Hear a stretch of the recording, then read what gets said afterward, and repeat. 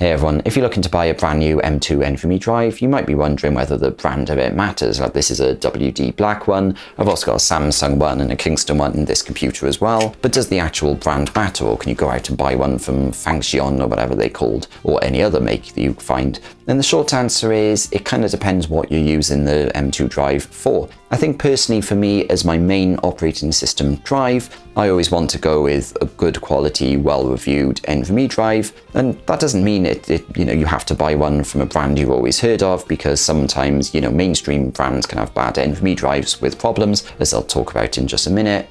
But it does mean, you should always do your own research and buy a good quality NVMe drive. And certainly for my main drive, I tend to prefer ones with a DRAM cache, because that could speed up certain operations. And yes, I know that NVMe drives often have host memory buffer and things like that, which mitigates the, need for DRAM a little bit. But I think in general, for my main NVMe drive, I think the brand, or at least the quality of the NVMe drive, does matter. But if it's then a secondary drive for storage, or storing your games on and things like that, I think then the brand does matter slightly less. The most important thing then is looking at the RMA process for a company, because obviously if your drive fails, you're going to need to return it. And if the company doesn't really exist or have an RMA process outside of like China, for example, I'm not hating on China, but if it's like a Chinese company that you have to basically deal with the Chinese company and send your drive off to China to actually have it RMA'd, that might not be ideal compared to like buying an NVMe drive from a company that has a base in your country.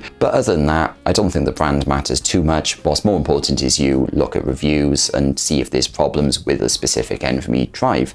For example, Kingston have one, I think it's the NV2, that actually had major issues when the drive started getting more full up. So beyond 50% storage capacity, it would start slowing down, and when it got to like 80 or 90% storage capacity, it would almost be non-functional. Like read and write speeds would be really, really slow.